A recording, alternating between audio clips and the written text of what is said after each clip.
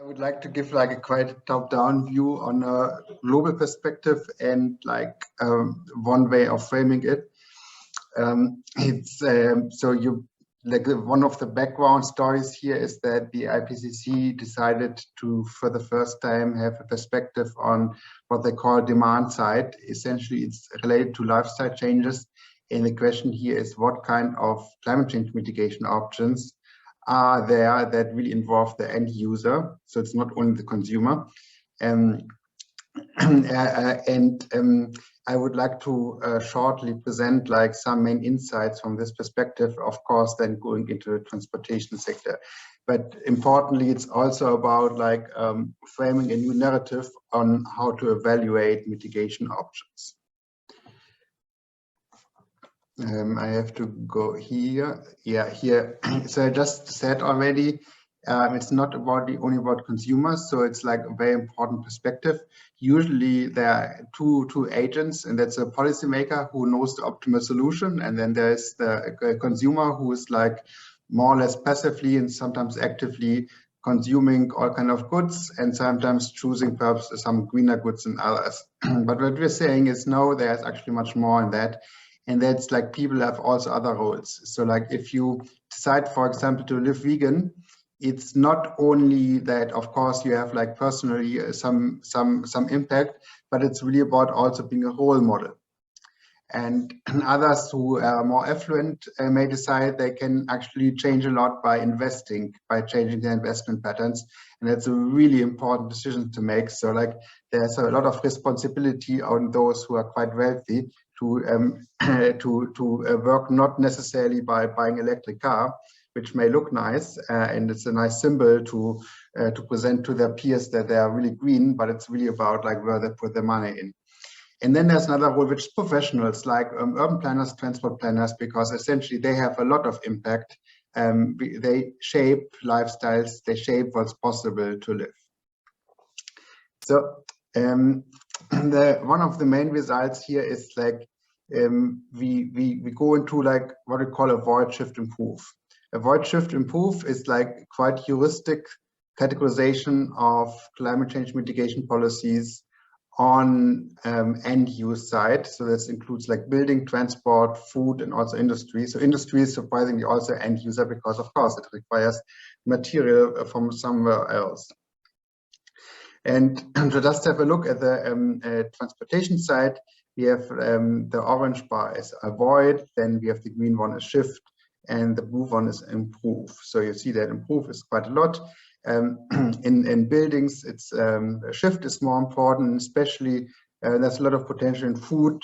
Avoid and shift is quite surprisingly large here, and that's because if we shift from a meat-based lifestyle to more vegan, not necessarily completely, but more vegan, then the impact is not only on the food sector itself, but also on the land use sector, a lot of emissions from land use. So if we shift land use pattern, it's really, really important. Okay, so the bottom line is basically, and that's very good news, like we can draw on demand side solutions, avoid, shift, improve. And by this alone, this actually mitigates by about half of emissions that we're currently having until 2050. And of course, half is not enough, we need 100%, but that makes it easier for the supply side solutions like solar PV or wind energy to actually make it possible to reach the scale needed until 2050.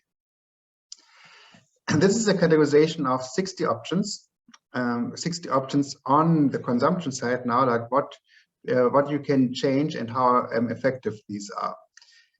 So like you will see, and that actually the transportation ones are dominant. For example, you can live car free or reduce the amount of flying.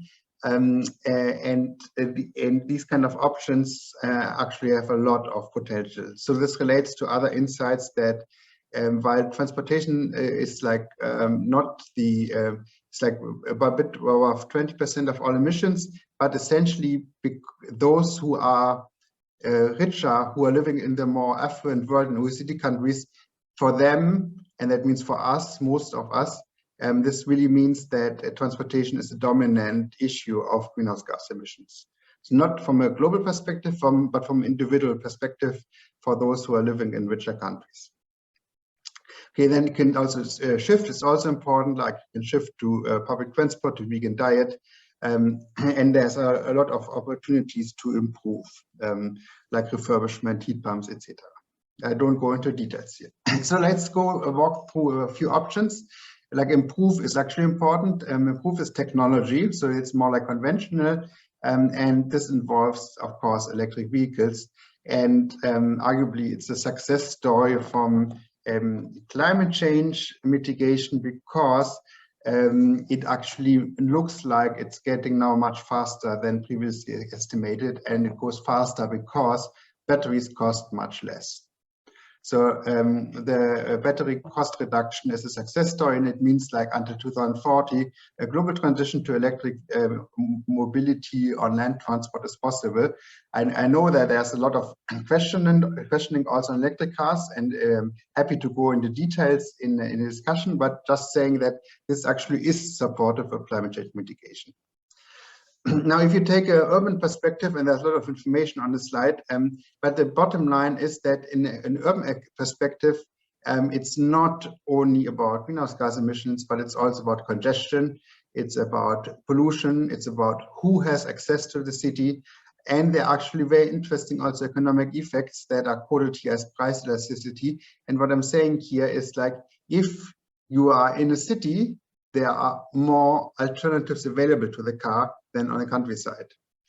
Katja will probably tell us that there are also on the countryside many options, but nonetheless, it's still true that you have much easier access to all kinds of different modes inside the city. And that means economically you have a higher price elasticity, and that means, like, if you increase the cost of car transport in one way or the other, parking management, congestion charge, you just reduce the amount of parking space, etc. It's much easier to actually change to another mode. And at the same time, it's actually much better because you reduce air pollution and congestion in city in addition to climate change. Okay, so this basically the argument here is like cars should get out of cities. That's the bottom line, and it's not only a climate change perspective, but a more general public good perspective. Okay, so let's go to shift. Shift to shared mobility. The problem is, like, there's a misunderstanding that smart means sustainable. It's an intellectual shortcut, quite common in all parts of society, and it's simply not true. Like, smart is not sustainable. However, it can be, and the can be is basically depending on one factor, which is like the basically the amount of people per kilogram vehicle. So it's called also occupancy, but you can say, like, you can go to micromobility, so you have just 20 or 30 kilogram small vehicles, so then it's a good ratio. It depends, of course, on the lifetime of the micromobility, on e-scooters, etc. So there are other issues here, but this is a good way forward. And also it means, like, if you take a car, a shared car mobility, then you don't want to have one person inside, but you want to have 4 persons inside, or perhaps 6. So this is then a shared pooled mobility, and this gets quite greenhouse gas emission efficient, independent of technology. So that's the way forward, and that requires, like, specific political incentives and infrastructure for that, and it's not coming on its own. So this is just a scenario for Helsinki. Like, if you go for shared pooled mobility in addition to the backbone of public transport, and you ban private cars from the city, then you actually have a reduction in congestion, so you have higher accessibility. Okay, it's actually better for accessibility than before, and you have, of course, reduced greenhouse gas emission independent of electrifying transport, and you have a lot of space gained for public purposes, cafes, cycling, etc. Shift to cycling is equally effective. It's another main way forward. It's a complement to the shared pooled mobility strategy just presented, because if you do shared pooled mobility, you don't need on-street parking anymore. So you gain a lot of space and have safe bicycle lanes. And the point here is, and this is an empirical study from our institute that shows, like, that 11 kilometers of pop-up bicycle lanes increase cycling between 11 and 48% average. It's surprisingly effective to actually just provide safe cycling lanes. Last point, avoid is really like the best one, because you just avoid transport. Like, it's really about accessibility. So we want to reach like friends, shopping. We want to just hang out on the streets. Just imagine, like, perhaps an underestimated effect. If the streets in front of our doors are so nice that we can just hang out there, then we don't need to take a car to other places anymore for leisure time. And this is really about the provision of infrastructures design. It's very much also going in the same way as the shift component, but it's actually focuses on the way cities are built. So it's really about the way new cities are built, and this is the graph on the below. So these are the emissions from cities from 2010 to 2050. And the yellow one are the greenhouse gas emissions coming from existing cities, so they're going down. The blue one are the greenhouse gas emissions coming from urban structures that are just built now. And the main point is that in 2050, the induced emissions from this will be dominant.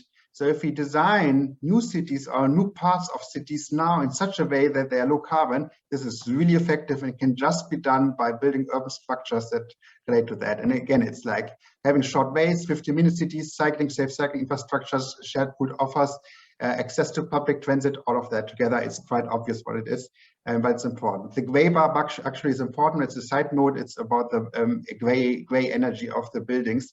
So it's a lot of emissions coming from cement and from steel, and it's very important to actually build less, and of course, like at the same time, guarantee access for everyone for shelter for affordable prices. Is a very hard challenge, but nonetheless, it's also a way to look for.